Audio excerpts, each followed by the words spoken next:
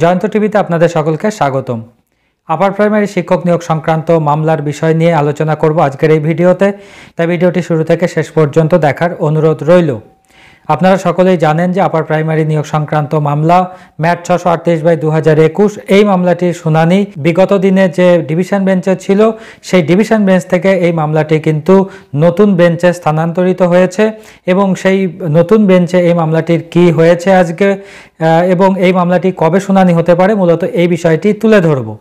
আজকে মহামান্য কলকাতা হাইকোর্টের ডিভিশন বেঞ্চের 11 নম্বর কোর্টে মহামান্য বিচারপতি তপব্রত চক্রবর্তী মহাশয়ের বেঞ্চে এই মামলাটিকে শুনানির জন্য গিয়েছিলেন স্কুল সার্ভিস কমিশনের পক্ষ থেকে যারা অ্যাডভোকেট রয়েছেন এবং যারা বিরোধী পক্ষের যারা অ্যাডভোকেটরা রয়েছেন সকলেই কিন্তু গিয়েছিলেন এই মামলাটিকে মেনশন করানোর জন্য। কারণ আপনারা সকলেই জানেন যে একটা মামলা শুনানি করতে গেলে সেই মামলাটিকে প্রথমে মেনশন করাতে হয় এবং তারপরে সেই মামলাটির একটা নির্দিষ্ট দিনে শুনানি হয়।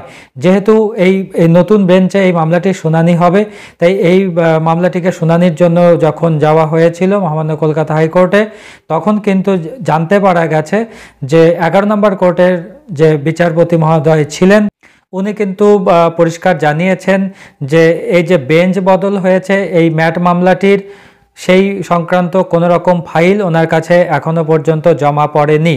যতক্ষণ না ফাইল ওনার কাছে জমা পড়বে ততক্ষণ পর্যন্ত উনি এই বিষয়ে নিশ্চিত করে কিছু বলতে পারবেন না এবং যখনই ওনার কাছে ফাইল এসে পৌঁছলে শুনানির জন্য একটা নির্দিষ্ট ডেট কিন্তু উনি দিয়ে দেবেন। এরকম কিন্তু কথোপকথন হয়েছে আজকে মহামান্য কলকাতা হাইকোর্টের ডিভিশন বেঞ্চে 11 নম্বর কোর্টে।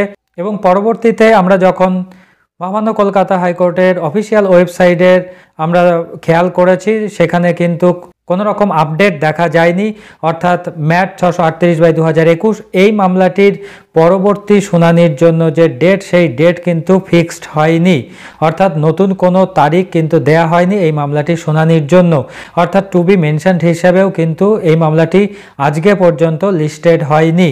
এবার এই মামলাটি শুনানির জন্য কবে ফাইল এই বেঞ্চে এসে পৌঁছায় সেটাও কিন্তু এখন দেখার বিষয়। এটা অলরেডি অনেকটা দেরি হয়ে গেছে এই মামলার শুনানি এবং এই ফাইল দেরি করে পৌঁছানোর জন্য এই মামলার শুনানি শুরু হতেও কিন্তু আরও অনেকটা সময় লেগে যাচ্ছে, যেটা চাকরি প্রার্থীদের জন্য খুবই হতাশাজনক ব্যাপার। আপার প্রাইমারি নিয়োগ সংক্রান্ত মামলা ম্যাট 638/2021 এই মামলাটি নতুন বেঞ্চে শুনানি করানোর জন্য মেনশন করানোর জন্য আজকে মহামান্য আদালতে কি কথোপকথন হয়েছে সেই বিষয়ে একটা ছোট্ট ক্লিপিংস আপনারা দেখে নিন। It was not assigned or anything. It was a regular determination matters. It was due to the change of determination, his plot has as I give the slip as well as the order, all the matters, my lord. Only last order. Matters are there. There are several matters, my lord. No. Total 37 matter, but there are several applications, my lord. So which matter was released by his lordship? Entire bunch was being heard together. The entire bunch yesterday was released. Let us see, our files have not yet come. No. After my officer receives the file, Yes. we will keep one day we shall keep on to be mentioned and fix it. Yes. Yes, my lord. It will be kind Let's see enough. how we proceed. Yes, because actually the appointment of huge number of candidates is depending upon your lordships. দেখো সাহেবের কাছ থেকে এসেছে কিনা। Let us All those matters were clubbed together. Yes, clubbed together. All the matter clubbed together. Last order, I handed over the last order, my lord. Yes. Last order, my lord. I just handed over the last order. Last uploaded order, my lord. various counsels were appearing for in different matters for the appellants and some writ petitions. So let all the matters come up and No, it will come.